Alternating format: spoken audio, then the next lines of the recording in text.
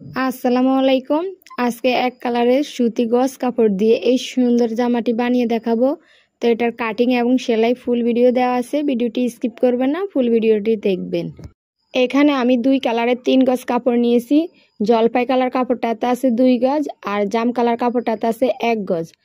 এই 1 গজ কাপড় দিয়ে আমি বডি এবং হাতা কাটিং করব। তো 1 গজে হয়ে যাবে। আর আমার জামাটির লম্বা হবে 42 ইঞ্চি আর বডি হবে 36 ইঞ্চি।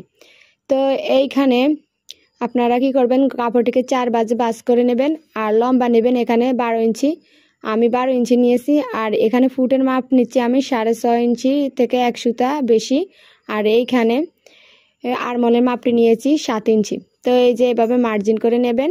মার্জিন করা হয়ে গেলে আরমলের শেপটি দিয়ে দিবেন। এই যে এভাবে হালকাতে আরমলের শেপটি দিয়ে দিবেন। দেওয়ার পর আমি এখানে একটু ডাউন করে দিচ্ছি উপরের দিকে একটু এভাবে শেপ দিয়ে দিলে আর কি ভালো হয়। তারপরে আমি এখানে গলার মাপটি নিচ্ছি। গলার মাপ 2 ইঞ্চি 1 সুতার মতো রেখেছি।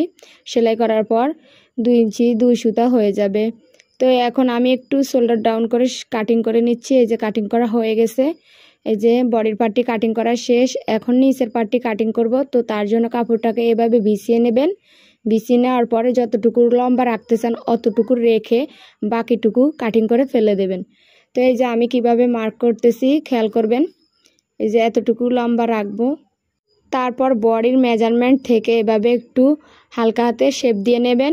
তো এই জামাটি বেশি ঘের হবে না, কারণ আমি এটাতে বাড়তি কোনো জোড়া লাগাবো না। এই জামাটি সামনে পাড়া দিয়ে বানাবো, তার জন্য একটু হালকা ঘেরের জামা হলে ভালো হয় আর কি।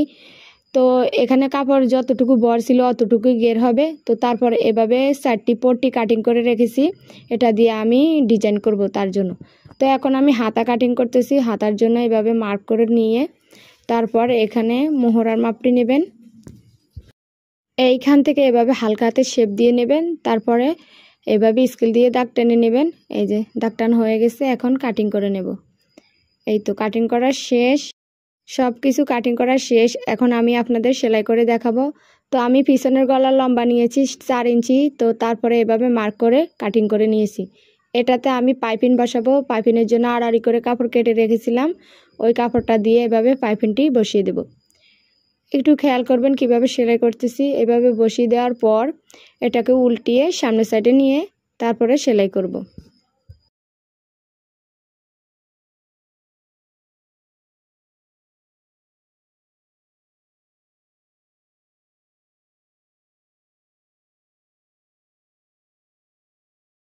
এই তো সামনের পার্টটি একই নিয়মে সেলাই করে নেব। তারপরে শোল্ডার সাথে অ্যাড করে দেব। অ্যাড করে নেওয়ার পর আমি পট্টির কাপড়গুলা দিয়ে ডিজাইন করব, একটু হালকা ডিজাইন করব। তো দেখতে থাকুন কিভাবে কি করি। তো এই তো শোল্ডারের সেলাইগুলো হয়ে গেছে। এই তো শোল্ডার সেলাইগুলো হয়ে গেছে। এখন আমি এই যে পট্টির কাপড়গুলো কেটে রেখেছিলাম এটাকে সামনের সাইডে এভাবে একবার সেলাই করে নেবেন। একেবারে সিম্পল একটি ডিজাইন।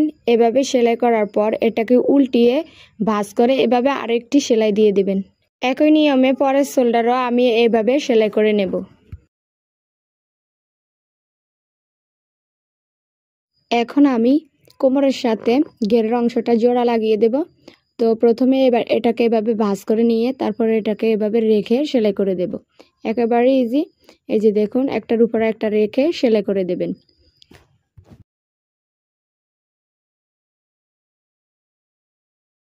সেলাই করা হয়ে গেলে উপরে একটি চাপ সেলাই অবশ্যই দেবেন, না হলে ফিনিশিং সুন্দর আসবে না। একই নিয়মে পিছনের সাইডেও লাগিয়ে নিব। তো আমি সামনের সাইডে ফাড়া দেব, তার জন্য এটাকে কেসি দিয়ে সমান মাঝখানে এভাবে কাটিং করে নিয়েছি। তো তারপরে এটাতে আমি এখন পাইপিং বসাবো, জাম কালার দিয়ে পাইপিং বসাবো। তো এই যে দেখুন 2 ইঞ্চি চওড়ার মতো একটি কাপড় নিয়ে এটার সামনের সাইড থেকে এভাবে সেলাই করে নিচ্ছি।